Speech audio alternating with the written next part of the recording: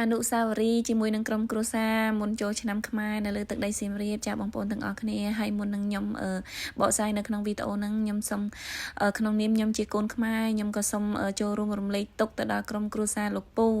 ដែលជាទាហានកងទ័ពការពារទឹកដីនៅខាងខេត្តព្រះវិហារចាបងប្អូនទាំងអស់គ្នាខ្ញុំសូមចូលរួមរំលែកទុក្ខដល់ក្រុមគ្រួសារពូ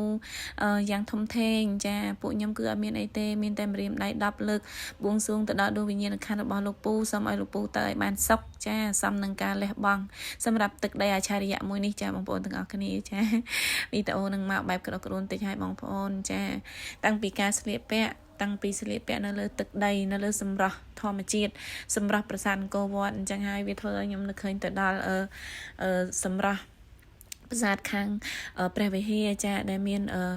ពូកងទ័ពគាត់ការពារទឹកដីនៅខាងហ្នឹងអញ្ចឹងណាដែលប្រទេសយើងកំពុងតែវាជួបការលំបាកចានៅខាងព្រំដែនខាងហ្នឹងអញ្ចឹងតើខ្ញុំអត់ដឹងថាខ្ញុំនិយាយក្នុងវីដេអូហ្នឹងវាខុសឬក៏ត្រូវទេបងប្អូនចាប៉ុន្តែខ្ញុំចង់មកចែកម្លែកពីអារម្មណ៍របស់ខ្ញុំក្នុងថ្ងៃហ្នឹងអញ្ចឹងទៅណាចា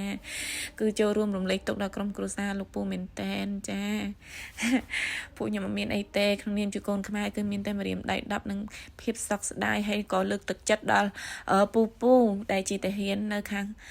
ព្រំដែនទាំងអស់ចាទាំងអស់គ្នាឲ្យបានសុខសប្បាយចាសូមឲ្យប្រទេសមួយនេះជួបតែភាពរីកចម្រើនជួបតែភាពសុខសាន្តជួបតែភាពឈ្នះចាឈ្នះអស់មានសត្រូវចាហើយក៏អរគុណដល់បងប្អូនចាដែលបានមើលវីដេអូរបស់ខ្ញុំចាចានៅក្នុងអនុស្សាវរីយ៍មួយហ្នឹងគឺគិតដល់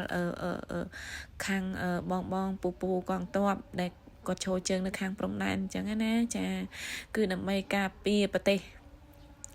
ខ្មែររបស់យើងប្រទេសអច្ឆរិយៈទឹកដីដ៏ស្រស់បំព្រងមួយនេះចាគឺពួកគាត់លះបង់មែនតែនចាហើយអរគុណចាសម្រាប់ទឹកចិត្តដ៏ធំធេងលោកពូចាហ្នឹងហើយនិយាយហើយគឺ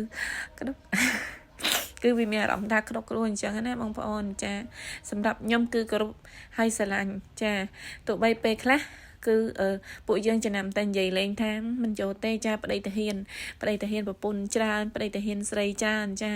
ប៉ុន្តែគឺអត់ពីពួកគាត់ក៏ទឹកដីមួយហ្នឹងគឺវាអត់មានថាដូចថាយើងវាមានតាមផ្នែកអញ្ចឹងណាបងប្អូនចាតាហ៊ានគឺគាត់ការពារទឹកដីចាគាត់ការពារព្រំដែនគាត់ការពារប្រជាជនទាំងមូលចាហ្នឹងហើយមិនឲ្យជនឈ្លានពានឲ្យប្រជាជនជួបតែសុខសុវត្ថិភាពទឹកដីគឺមានដូចថាសន្តិភាពល្អចាគឺពួកបងតាហ៊ាននឹងហើយប៉ុន្តែអាពាក្យដែលនិយាយលេងមួយគឺគេចំណាំនិយាយដល់ពេលតែយើងមកជួបផ្ទាល់ចាបញ្ហាចំពោះក្រុមគ្រួសារគាត់ផ្ទាល់ឃើញគាត់យំឃើញគាត់ស្រែកនឹករលឹកដល់បងប្រុសពូប្រុសដែលលោកពូដែលគាត់បានចែកឋានទៅដោយសារការពីទឹកដីគឺពួកខ្ញុំគឺមានអារម្មណ៍ថាសោកស្ដាយមែនតើនៅពេលនិយាយលេងទាំងអស់ហ្នឹងអញ្ចឹងទៅណាចាសូមបួងសួងដល់ទេវតាសូមឲ្យប្រទេសខ្មែរប្រជាជនខ្មែរបានសុខសាន្តសុខសប្បាយឈ្នះអស់មានសត្រូវជំវិញផងដែរចា